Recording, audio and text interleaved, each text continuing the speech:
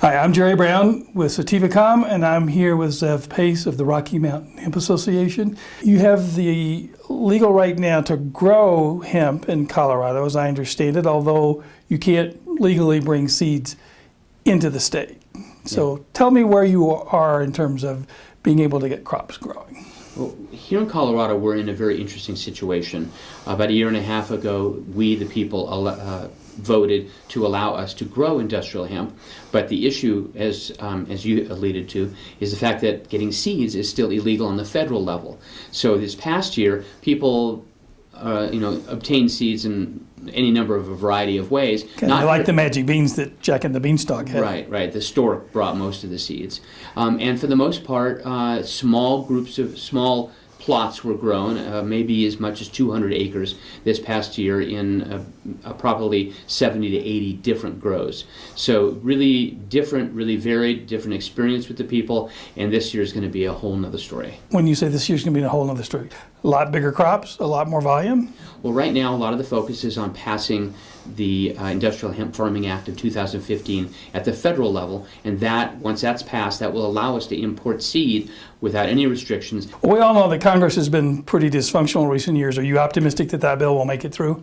This is probably the third or fourth time that this bill has been submitted, and this is the first time where we actually have history of it being grown here in Colorado and in Kentucky. So I'm very optimistic that we're actually going to get it passed through the Congress this year. Would you envision then that when there's enough product to sell and be commercially viable in this way you've talked about, would you expect there to be jobs in manufacturing here in Colorado as a result, or would you expect most of the product to be exported to either other states or other countries? The focus right now is to create a homegrown industry that allows us to grow and process here. So we're talking about a huge growth in employment, both rural employment for farmers as well as the processing and additional manufacturing. I'm assuming that the hemp that will be grown in the state by and large will replace other crops as farmers put hemp into their fields. Is that likely true? And if so, what would be the crops that would be displaced, do you think? Right now, the cost of wheat is very low. So a number of farmers that I've talked to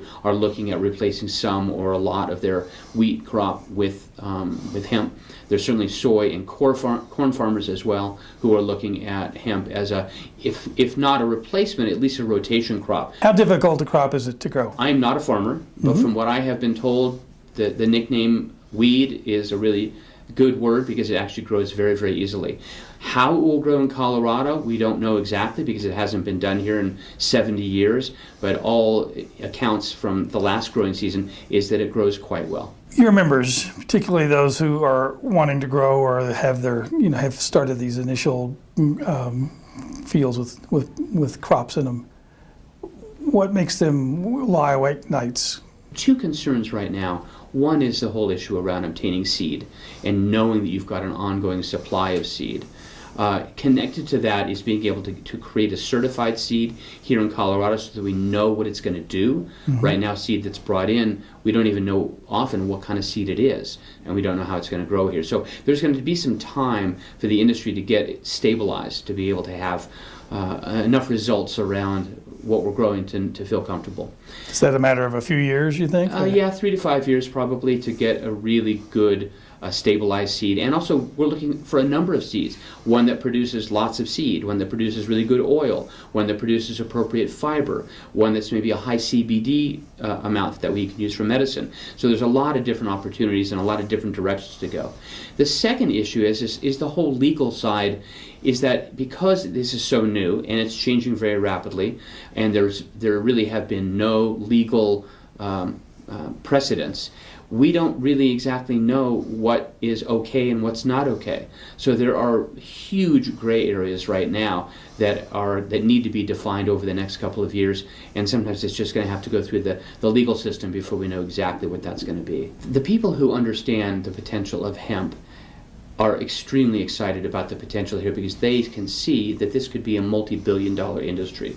And what they're looking for the most part, is credible, well-organized and professional assistance, both in the business world, in assistance with branding and communications, helping to get the word out, understanding how to get investments, and really understanding how do they take what may be a very small boutique company right now up to something that could be a multi-million-dollar business, and how to move through that whole process. As we know here in Colorado, the marijuana industry is growing quite rapidly.